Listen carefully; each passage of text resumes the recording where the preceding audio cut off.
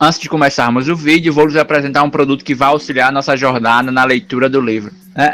Se você pretende aprender física, além de muita disciplina e predisposição, é importante observar 3 fatores: interpretação, raciocínio matemático e abstração. Esse é o tripé essencial para seu sucesso nessa trajetória. Por esse motivo, vou lhes apresentar o mapa conceitual da física, onde você pode encontrar todos os conceitos da física de uma forma fácil e rápida, como uma espécie de dicionário. Então esse material aí é para você que pretende fazer o Enem e tem dificuldades de memorização ou de lembrar os conceitos físicos mais básicos.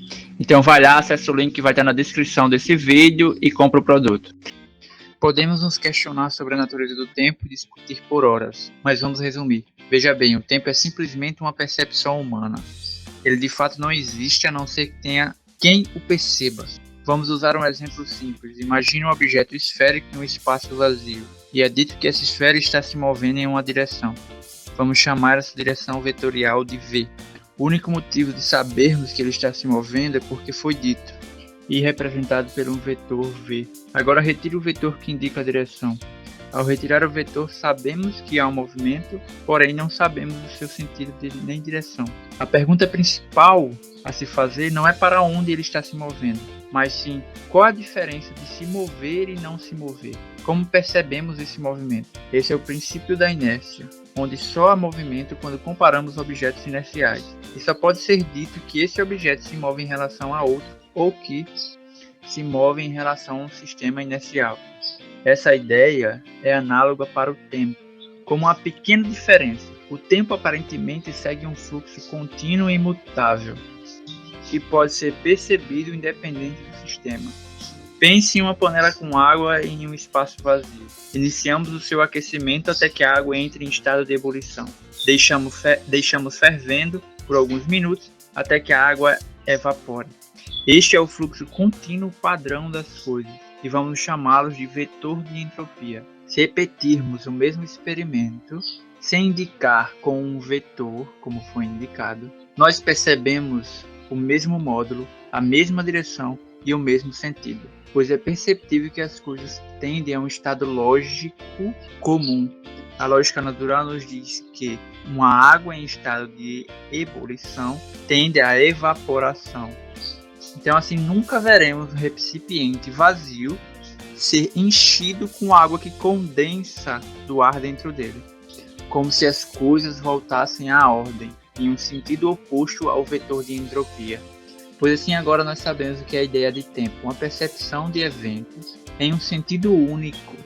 Assim, a medida do tempo é um comparativo de 2 eventos, e esse comparativo de eventos é chamado de período. Durante nosso estudo, o livro de Física Básica do autor Moisés determina que da mesma forma que uma régua permite medir distâncias marcando intervalos iguais de comprimento, um relógio pode ser qualquer instrumento que permita medir o tempo marcando intervalos de tempos iguais. Portanto, qualquer fenômeno periódico, ou seja, que se repete sem alteração cada vez que transcorre um intervalo de tempo, pode, em princípio, ser associado a um relógio. Assim, um dos relógios mais antigos foi provavelmente associado ao nascer do Sol, definindo o intervalo de um dia. Outro exemplo é o de Galileu, que usou como relógio as suas próprias pulsações. Sabemos que a medida do tempo é a extração do período de um intervalo periódico. Porém, como sabemos que os intervalos de tempo marcados aí por um relógio são efetivamente iguais?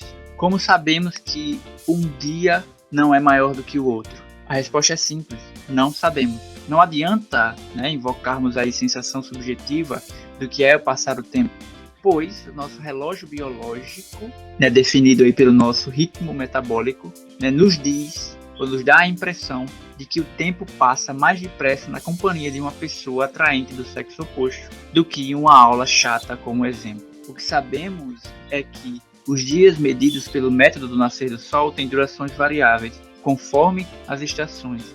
Tudo o que podemos fazer é comparar relógios diferentes e decidir, através de tais comparações e de argumentos teóricos sobre as leis que governam os fenômenos periódicos, qual relógio merece maior grau de confiança. Assim, ao definirmos a duração do dia pelo período de rotação da Terra, temos a possibilidade de comparar este movimento periódico com outros relógios astronômicos. Os períodos de rotação da Terra em torno do Sol, da Lua em torno da Terra, de Mercúrio em torno de Vênus, né, aí em torno do Sol, dos satélites de Júpiter em torno do planeta. Observações muito mais precisas mostram concordância desses outros relógios entre si e pequenas discrepâncias aí com relação à rotação da Terra, levando à conclusão de que esta rotação é sujeita a pequenas irregularidades. Um dos fatores dessas irregularidades pode ser o fato de que há um atrito associado às marés. Agora vamos atribuir a palavra relógio ao sentido específico de um instrumento construído para medir o tempo.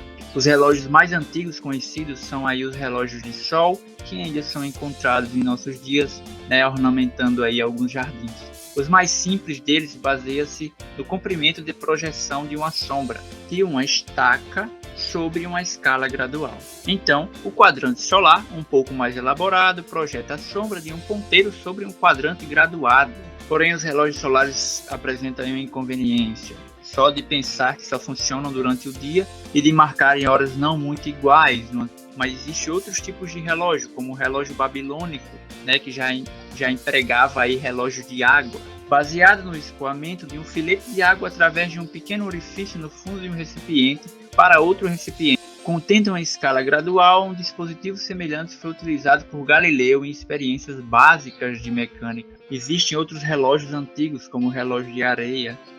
Seu princípio é basicamente o mesmo do relógio de água. Estas, portanto, são uma das primeiras formas de contagem do tempo, onde o estímulo principal, depois aí de alguns séculos, foi a construção de relógios cada vez mais precisos, principalmente por causa de um problema de determinação da longitude, que foi discutido no vídeo anterior. Se quiserem saber mais desse problema de longitude, eu vou deixar um card aqui em cima sobre outro vídeo e uma explicação. Hoje em dia, claro, esse problema foi resolvido com satélites geoestacionários, mas na época, alguns séculos atrás, não tínhamos satélites em órbita, e a solução para a longitude no planeta Terra foi aí a gente estipular relógios mais precisos e dar uma diferença de horas em graus em relação aí à linha de Greenwich. Voltando ao nosso assunto, os relógios mais precisos na época resolviam esse problema da longitude,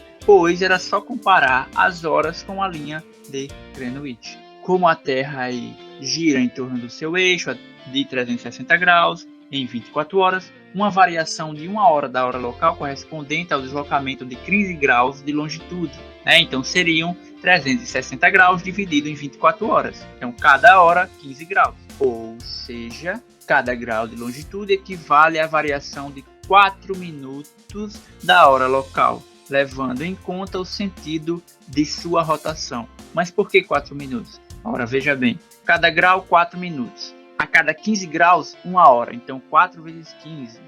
Podemos dar um exemplo para ficar mais claro. Vamos levar em conta o sentido de rotação da Terra. Vemos, por exemplo, que quando é meio-dia em Greenwich, então 12 horas, certo? A hora local verdadeira em São Paulo, que está numa longitude de 46 graus e 39 minutos a oeste, é alguns minutos antes das 9 horas. Porém, vamos arredondar para 9 horas. Então, 15 graus de diferença, 15 graus não, 45 graus de diferença. 45 graus, a cada 15 graus, 1 hora. Então temos 15, 1 hora, 30, 2 horas, 45 graus, 3 horas. Para fins mais práticos, torna-se uma diferença aí local convencional de 3 horas. Então o fuso horário brasileiro é menos 3 horas. Existem diversas outras formas de medir o tempo, como por um relógio atômico, que aí vai medir a frequência de radiação emitida por átomos de césio 133, que por sua vez é mais controlado, uma vez que a precisão aí desses átomos é uma diferença de 1 segundo a cada 20 milhões de anos, certo? Mas isso é assunto para outra aula. Por hoje, damos finalidade ao capítulo 1 do livro, discutindo algumas das formas de medir o tempo, ou medir o período de intervalo entre eventos, certo? Espero que tenham gostado do vídeo. Não esqueçam de deixar o like. Valeu. Até o próximo vídeo, onde vamos aí abordar a unidade 2 do livro de mecânica, movimento unidimensional. Um abraço a todos. Fui.